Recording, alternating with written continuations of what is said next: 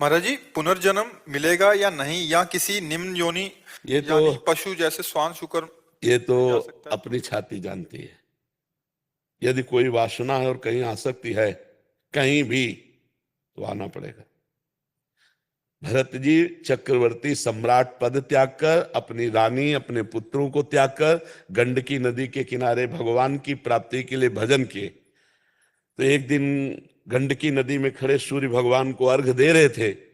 इतने में एक गर्भवती हिरणी, जो बिल्कुल महीने पूरे हो चुके थे, वो पानी पीने आई। पीछे से सिंह ने दहाड़ किया, तो भयभीत होकर छलांग मारी। तो छलांग से जो गर्भ है वो जल में गिर गया, हिरणी उधर जाके मर गई। परम दयालु भरत जी ने देखा कि उसकी माँ तो मर गई, अब इसको पालेगा कौन। और वो बह के जा रहा था, दौड़ के कूद कर बच्चे को हृदय से लगाया। ऐसा हर सहृदय पुरुष को करना ही चाहिए। अब उसको अपने झोपड़ी में ले गए और 3 दिन 4 दिन रखना चाहिए, इसके बाद छोड़ देना चाहिए, क्योंकि वो बहुत चंचल, बहुत जल्दी समर्थ हो जाता है, वो अपने झुंड में मिल जाता। लेकिन आपकी आसक्ति हो गई, आपने उसे छोड़ा ही नहीं। तो जब मरने का समय आया ना, तो हिरण का चिंतन हुआ, तो पैदा हुए हिरण बन करके। तो हमारा अगला जन्म होगा कि नहीं होगा, इसकी पहचान आपको ही होगी, किसी दूसरे को नहीं। क्योंकि यदि आपको भगवत साक्षात्कार हो गया है तो अगला जन्म खत्म। और यदि कहीं आसक्ति है, वस्तु, व्यक्ति, स्थान में, लेना देना, कहीं भी आसक्ति है, तो आना पड़ेगा, इस जगत में आना पड़ेगा।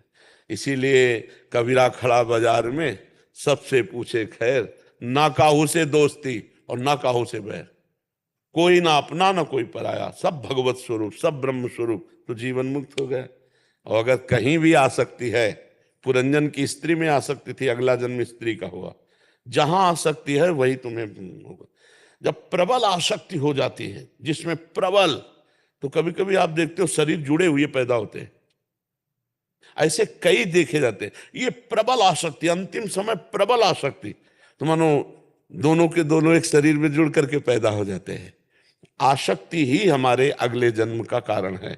अगर ये आसक्ति नष्ट हो जाए और भगवान में हो जाए, तो हम मुक्त हो जाए। ये आपको देखना पड़ेगा कि आपकी आसक्ति कहीं है, आपकी कोई इच्छा है। हम लक्षण बता देते हैं। जिसको कभी नवीन भोग भोगने की इच्छा नहीं है, पुराने हुए भोगों के भोगने की तृष्णा नहीं है, जिसका कोई अपना नहीं है, कोई पराया नहीं है। जैसे मीरा जी, मेरे तो गिरधर गोपाल दूसरो, जैसे तुलसीदास जी महाराज, एक भरोसो, एक बल, एक आस विश्वास, एक राम घनश्याम हित, चातक तुलसीदास। खत्म खेल, खेल खत्म, अब जन्म नहीं होने वाला।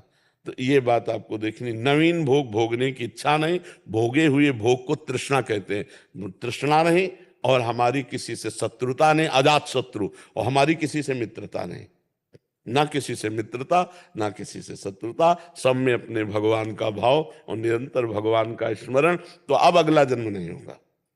महाराज जी, उसमें जो दूसरा पार्ट है कि ये जो कहते हैं शास्त्र सम्मत कि योनि में गिर भी सकते हैं, पशु योनि में भी हो सकता है, वो मतलब कुछ ऐसे कर्म बन गए जिसमें शुकर बनना पड़े या श्वान बनना पड़े, ऐसा भी संभव है? हाँ हाँ, बिल्कुल बिल्कुल बिल्कुल, पक्का बन। जैसे जैसे उदाहरण में है, इतिहास से ही उदाहरण दिया जाता है। महाराज नहुस अपने कर्म के प्रभाव से देवराजेंद्र बने, और वहां सची के साथ गलत आचरण करने की चेष्टा का भाव आया, तो फिर अजगर की योनि को प्राप्त हो गए। सीधे देवराजेंद्र के पद से ट्रांसफर हुआ अजगर योनि में, सीधे ट्रांसफर हुआ। जैसे हमारे आचरण है, वैसा हमको भी फल मिलेगा। इसीलिए विध्वंस कर दो अपने किए हुए कर्मों को, भगवान के भजन के द्वारा मिटा दो अपने दुर्भाग्य को, और नए भाग्य की रचना लिखो। मनुष्य शरीर ये नए भाग्य की रचना के लिए, हमारे भाग्य में थोड़ी लिखा था कि हम भगवत प्राप्ति करेंगे। भजन के बल से भाग्य को बदल। भाग्य क्या है? पूर्व किया हुआ कर्म। भाग्य किससे बनता है? कोई देवता थोड़ी है वो, हमारा ही पूर्व का किया हुआ कर्म है। तो आज हम प्रायश्चित कर सकते हैं, आज हम प्रायश्चित कर सकते हैं, उसका, अपने पाप का प्रायश्चित कर सकते हैं। हम तपस्या के द्वारा, व्रत के द्वारा, नियम के द्वारा, भजन के द्वारा, अच्छे आचरणों के द्वारा, परोपकार के द्वारा हम अपने भाग्य को बदल सकते हैं। मनुष्य जन्म इसीलिए मिला, नहीं तो सुअर कुत्ता और हमें अंतर क्या रहा? वो अपने प्रारब्ध को भोग रहा है, हम अपने प्रारब्ध को भोग रहे हैं। नहीं, हम प्रारब्ध को मिटिया मेट करेंगे, प्रारब्ध को विध्वंस करेंगे, भगवत प्राप्ति करेंगे। हम भगवान के अंश हैं, भगवान के बच्चा हैं।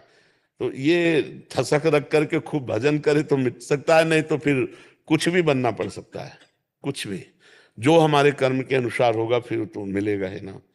अब इसीलिए डरना चाहिए कि अब हम कम से कम मनुष्य बने, हे सुअर कुत्ता ना बने, कम से कम ऐसे आचरण करें। ये जो बकरा बकरी मुर्गा खाते हैं ना, ये मुर्गा ही बनेंगे अगले जन्म, और छुरी इनके भी चलेगी, पक्का समझो ये बकरा ही बनेंगे। इसीलिए अभी प्रायश्चित कर लो, बंद कर दो मुर्गा मुर्गी खाना, ये मांस खाना बंद कर दो, शराब पीना बंद कर दो, पराई स्त्री के साथ व्यभिचार करना बंद कर दो, तो अभी मार्ग अच्छा हो जाएगा। अभी जो गलतियां हुई क्षमापन हो सकता है, अभी आखिरी श्वास तक क्षमा का अवसर है। जैसे वकालत पूरी हो गई और जज ने उसे फांसी की सजा दे दी, अब भी एक चांस है, राष्ट्रपति है ना।